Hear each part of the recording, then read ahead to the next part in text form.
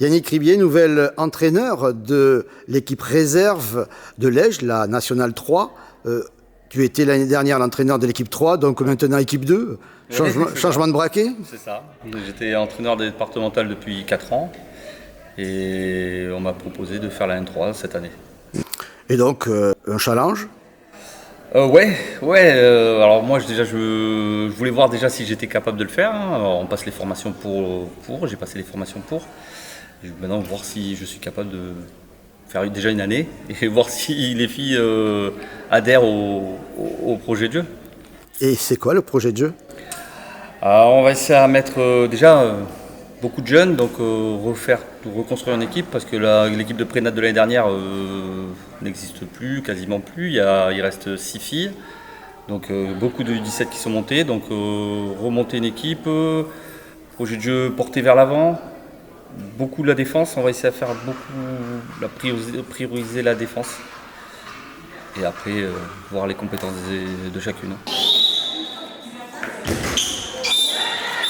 Et donc, la défense, un chantier ouvert encore. Ouais, on a travaillé beaucoup la 1.5 et maintenant voir ce qu'on va travailler. On a travaillé la 0.6 et on va essayer de travailler d'autres défenses, défense étagée.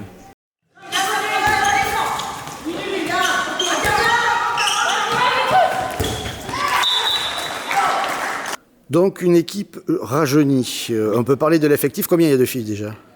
Alors, j'ai 17 filles.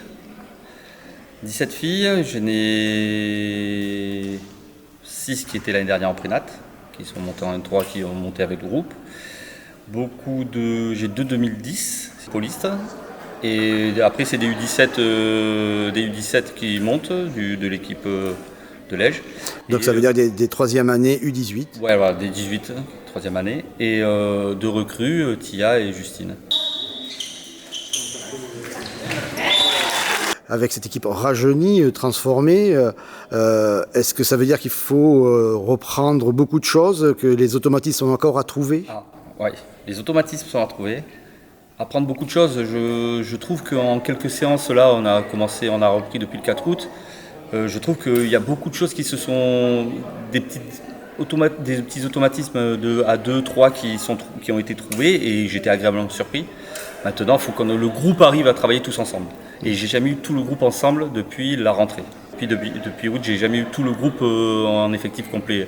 J'ai eu ce week-end, j'ai eu un pivot un samedi, un autre pivot le dimanche, et là j'ai encore un troisième pivot qui a joué ce soir avec nous.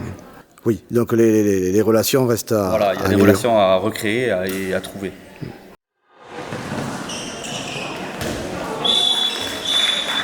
Avec quels objectifs sportifs? Alors, l'objectif, c'est le maintien. Et voir moitié de saison, si on est bien, voir si on ne peut pas aller dans les 5 premières places. Mais le maintien.